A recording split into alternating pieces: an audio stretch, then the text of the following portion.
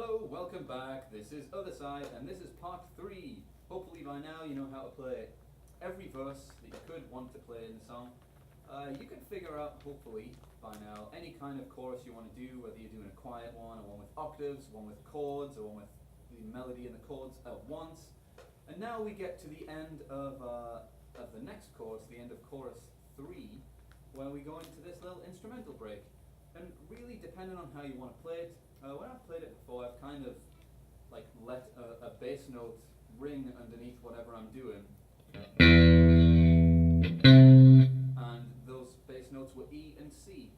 But the actual instrumental thing that the guitar does, and let me turn on some overdrive, is the first thing, you're going to play this 12th fret of the high E string, and you're going to let the B string ring out. And then you're kind of going to swap that whole thing around. Now you're going to play the 12th fret of the B string and let the high E ring out.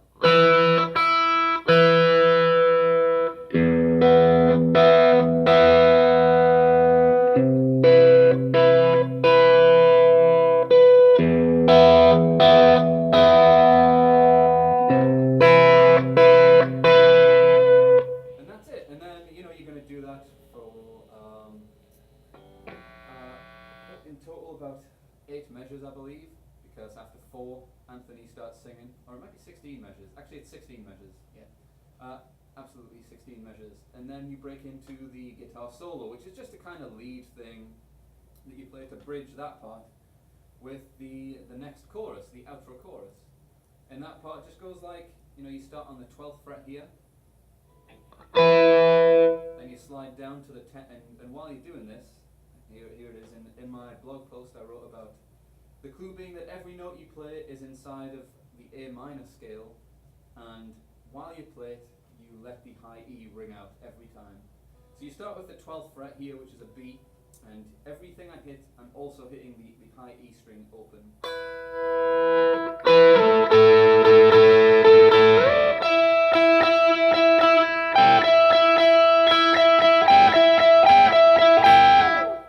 That's it. You're going to slide down from the 12th fret to the 10th.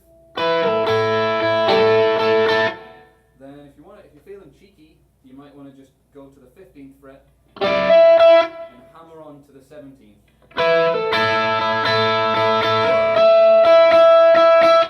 And then you go up to the 20th and back down to the 17th.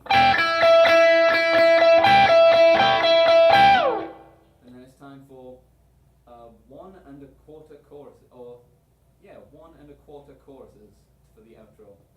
Which is, it's just sim. I would do it as loud as you can for the chorus. You might want to leave the gain on a little bit, leave a little bit of dirt on.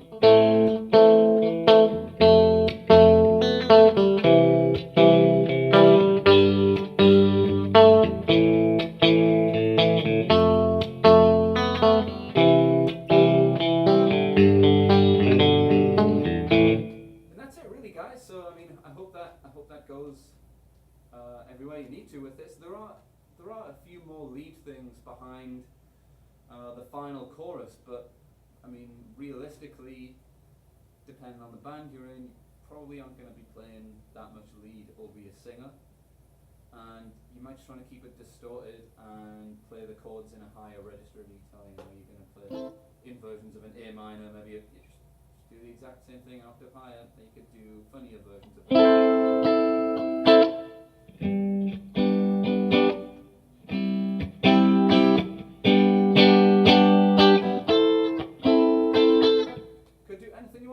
You just have to make it yours and have fun while you're playing.